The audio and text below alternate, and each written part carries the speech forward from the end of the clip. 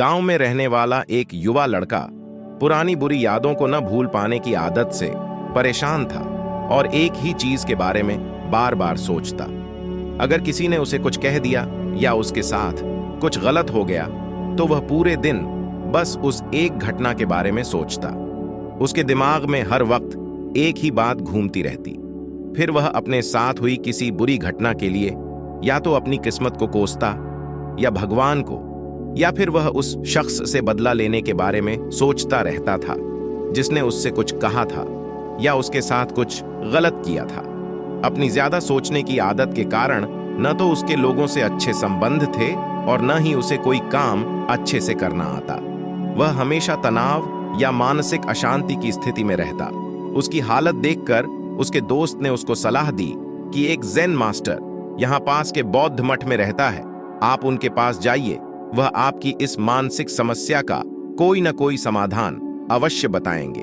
युवा लड़का Zen master के पास जाता है और उसे अपनी समस्या बताता है।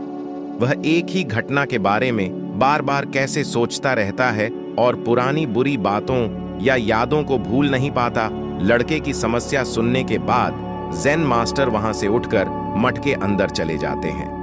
ज़ेन मास्टर द्वारा बिना कोई जवाब दिए इस तरह उठकर चले जाना लड़के को थोड़ा अजीब लगता है, लेकिन वह अभी भी वहीं बैठा है। थोड़ी देर बाद वह देखता है कि ज़ेन मास्टर उसकी ओर आ रहे हैं। मिट्टी के गिलास में पानी भरने के बाद ज़ेन मास्टर आते हैं और लड़के के पास खड़े हो जाते हैं। तभी लड़का भी उसके सामने खड़ा हो जाता है। ज़ेन मास्टर लड़के से पूछते हैं, बताओ इस गिलास का वजन कितना होगा? लड़के ने कहा, मैं ठीक नहीं बता सकता, लेकिन इस गिलास का वजन बहुत कम है। अब ज़ेन मास्टर ने गंभीरता से कहा, मेरा सवाल यह है कि अगर मैं इस गिलास को थोड़ी देर के लिए ऐसे ही पकड़ कर रखूं तो क्या होगा? लड़के ने कहा, कुछ नहीं होगा। ज़ेन मास्टर ने फिर पूछा, क्या होगा अगर मैं इस गिलास को 1 घंटे तक ऐसे ही पकड़े रखूं? लड़के ने कहा, आपके हाथ में दर्द होने लगेगा। ज़ेन मास्टर ने फिर पूछा, क्या होगा अगर मैं इस गिलास को पूरे दिन इसी तरह पकड़ कर रखूं? लड़के ने गंभीर शब्दों में कहा, आपके हाथ में बहुत दर्द होने लगेगा, आपका हाथ सुन्न हो सकता है, आपकी मांसपेशियां तनावग्रस्त हो सकती हैं और तुम्हारा हाथ भी मर सकता है। ज़ेन मास्टर ने कहा, बहुत बढ़िया, लेकिन क्या इस बीच गिलास का वजन बदल गया? लड़के ने कहा, नहीं, वजन नहीं बढ़ा। ज़ेन मास्टर ने पूछा, फिर हाथ में दर्द और मांसपेशियों में तनाव क्यों हुआ? लड़के ने उत्तर दिया।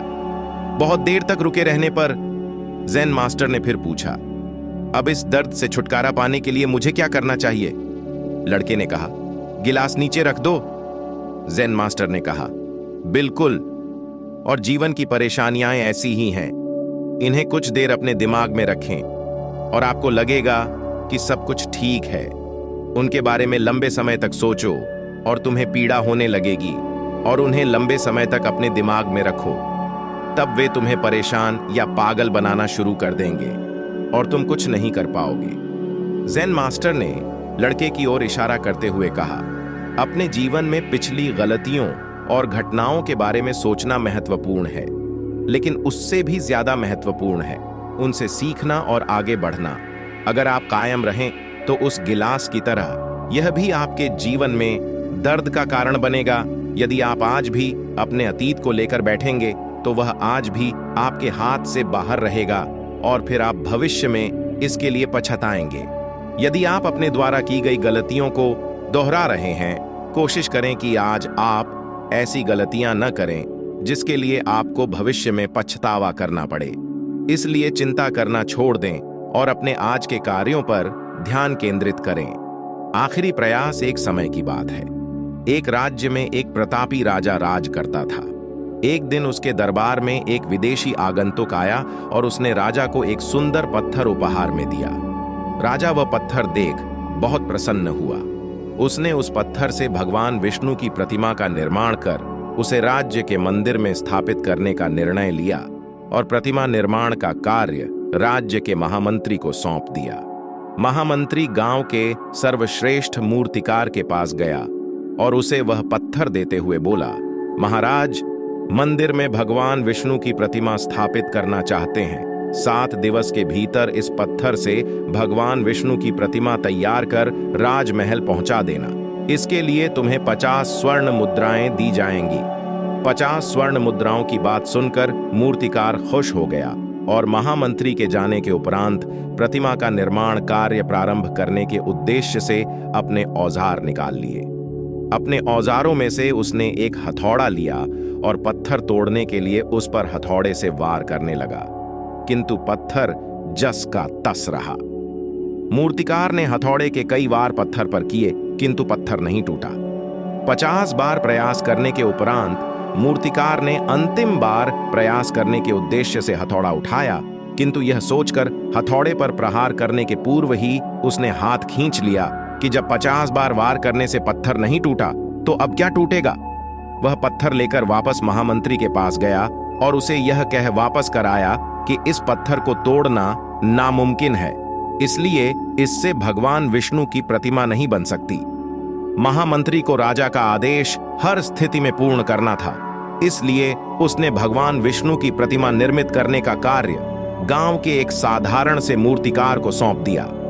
पत्थर लेकर मूर्तिकार ने महामंत्री के सामने ही उस पर हथौड़े से प्रहार किया और वह पत्थर एक बार में ही टूट गया।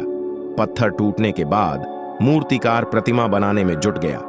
इधर महामंत्री सोचने लगा कि काश पहले मूर्तिकार ने एक अंतिम प्रयास और किया होता तो सफल हो गया होता और 50 स्वर्ण मुद्राओं का हकदार बनता।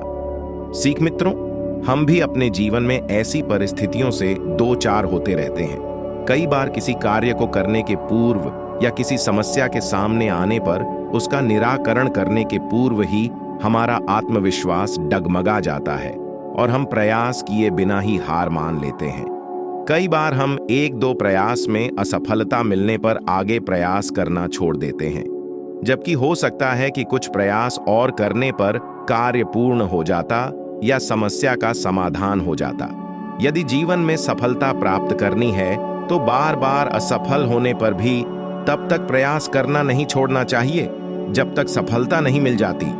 क्या पता जिस प्रयास को करने के पूर्व हम हाथ खींच लें वही हमारा अंतिम प्रयास हो और उसमें हमें कामयाबी प्राप्त हो जाए।